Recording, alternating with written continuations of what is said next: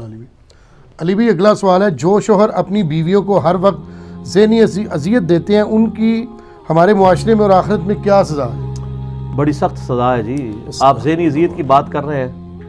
جامعہ ترمذی میں حدیث موجود ہے، سنن ابن ماجہ کے اندر بھی، کہ نبی علیہ السلام نے فرمایا، اس کی یعنی مرفوع والی حدیث جو کمزور ہے لیکن جو موقوفاً ہے عبداللہ بن عمر بن عاص سے، وہ صحیح ہے کہ طواف کعبہ کے دوران انہوں نے کعبے کی طرف دیکھ کے کہا کہ کعبہ تیری خوشبو کتنی اچھی ہے، تیری عظمت کتنی اچھی ہے، لیکن ایک مومن کے دل کو دکھانا یہ اللہ کے نزدیک اس سے بڑا گناہ ہے کہ کوئی شخص کعبے کی اینٹ سے اینٹ بجا دے.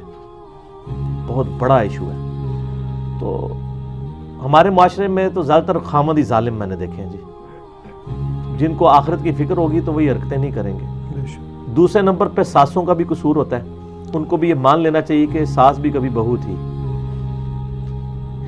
جو اس کے اس وقت جذبات تھے نا، تو وہ اب آنے والی بہو کو بھی اسی جذبات کے ساتھ ہینڈل کرے نا. زیادہ قصور جو ہے نا وہ ساسوں کا ہوتا ہے. بہو کی بھی غلطی ہے لیکن بہو کو آپ کو ایکسیپٹ کرنا چاہیے، اس لیے کہ اگر آپ کی بیٹی یہی کچھ کر رہی ہو تو آپ اس کو ایکسیپٹ نہیں کریں گے. تو دوسرے کی بیٹی کو آپ بیاہ کے لائیں اور اس کو بیٹی کا ٹائٹل دیا ہوا ہے، تو سر پھر اس کے ساتھ وہی والا حوصلہ پیش کرے نا جو آپ ایک بیٹی کے ساتھ کرتے ہیں. کیا وہ اپنی بیٹی والا سلوک کے ساتھ کرتے ہیں؟ سر کر کے دیکھیں. اور پھر ہوتا ہے یہ بیٹیاں تو بیٹھ جاتی ہیں دوسرے ملکوں میں، انہی بہوؤں نے سنبھالنا ہوتا ہے پھر بوڑھے ماں باپ کو. ساس سسر کو کون سنبھال رہا ہوتا ہے؟ یہی لوگ ہی سنبھال رہی ہوتی، اور کون سنبھال رہا ہوتا ہے؟ تو اس اعتبار سے یعنی یہ ظلم ہو رہا ہے. خامدوں کو بھی اللہ سے ڈرنا چاہیے اور خوف خدا رکھنا چاہیے. کسی جانور کے ساتھ انسان برا سلوک نہیں کر سکتا. بخاری مسلم میں حدیث ہے، ایک عورت بڑی نیک تھی اور نبی علیہ السلام نے فرمایا کہ وہ دوزخ میں جل رہی ہے صرف اس لیے کہ اس نے ایک بلی کو قید کر دیا اور وہ بھوکی پیاسی مر گئی. جی ٹھیک ہے، ایک بلی کے ساتھ ظلم کیا اور وہ نیک عورت دوزخ میں جل رہی ہے. سر یہ بہت کرٹیکل ایشو ہے. تو بیوی تو آپ کے لیے قربانی دے کے دوسرے اپنے گھر کو چھوڑ کے آپ کے گھر آئی ہے تو اس کے ساتھ اس میں سلوک کریں. عورتوں کے لیے میں کہوں گا صبر کریں، اللہ کی طرف رجوع لائیں اور اپنی کمٹمنٹ نہ چھوڑیں. اگر آپ کے ساتھ کوئی برائی کرتا ہے آپ اس کے ساتھ اچھائی کا معاملہ جاری رکھیں. ایک نہ ایک دن اس کا دل پسیج جائے گا. اگر نہ بھی پسیجا سر تو کوئی مسئلہ نہیں ہے. نبی علیہ السلام کی بیٹیوں کو بھی طلاق ہوئی ہے، اگرچہ رخصتی سے پہلے ہوئی ہے، لیکن ایک تکلیف تو آپ علیہ السلام کو پہنچی ہوئی ہے نا اس حوالے سے. تو یہ تکلیفیں ہوتی ہیں. اور عورتوں کو بھی دیکھنا چاہیے کہ وہ بھی بعض اوقات خامدوں سے ایسی چیزیں ڈیمانڈ کرنا شروع کر دیتی ہیں کہ جو وہ ایکسٹراڈنری پوری نہیں کر سکتے. اس کی وجہ سے پھر تکلیف والا معاملہ بھی شروع ہو جاتا ہے. دعا بھی کریں، کوشش بھی کریں، اور اگر بالکل حالات بگڑ جائیں اور آپ سمجھتے ہیں کہ اب بالکل گزارا نہیں ہو سکتا، تو بجائے یہ کہ شادی کے 15-20 سال کے بعد علیحدگی ہو رہی ہو، شروع میں ہی اچھے طریقے سے خلا لے کے علیحدہ ہو جائے.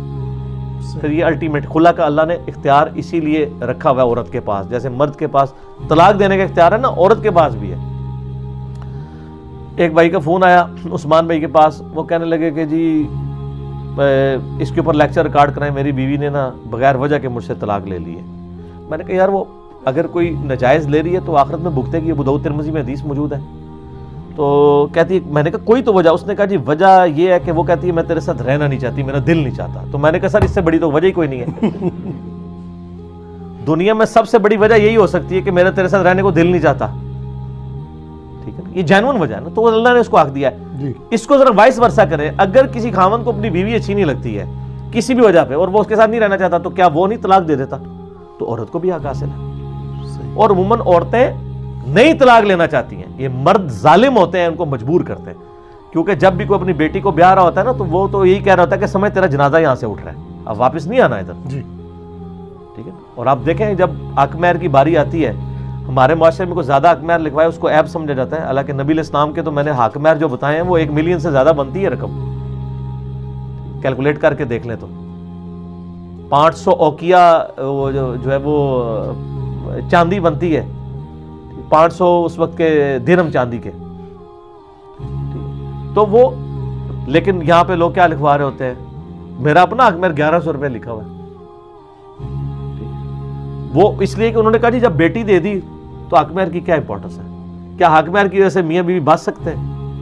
نہیں. اتنے حق مہر ہوتے ہیں پھر بھی الٹیمیٹلی طلاقیں ہو جاتی ہیں. بلکہ وہ تو پھر علیحدگی ہو جانا ہی زیادہ بہتر ہوتا ہے، بجائے کہ وہ ظلم کیا جائے اور مجبور کیا جائے. اور آج کل تو اللہ معافی دے ایسے واقعات آ رہے ہیں کہ خامد جو ہے بیویوں کو قتل بھی کر دیتے ہیں اور کئی بیویاں بھی خامدوں کو قتل کر دیتی ہیں، ایسا بھی ہو جاتا ہے. تو یہ ساری چیزوں کے میں اگر ایک ون لائن میں بیان کروں تو یہ دین سے دوری ہے سر. دین سے دوری نہ ہوتی تو یہ معاملات ایسے نہ ہوتے. صحیح. ٹھیک ہے نا. تو صبر کریں اور ترغیب پیار محبت سے جاری رکھیں. عورت کو اللہ نے نمبر 2 بنایا تو وہ نمبر 2 بن کے رہے بھی، صبر بھی کرے چیزوں کے اوپر. ٹھیک.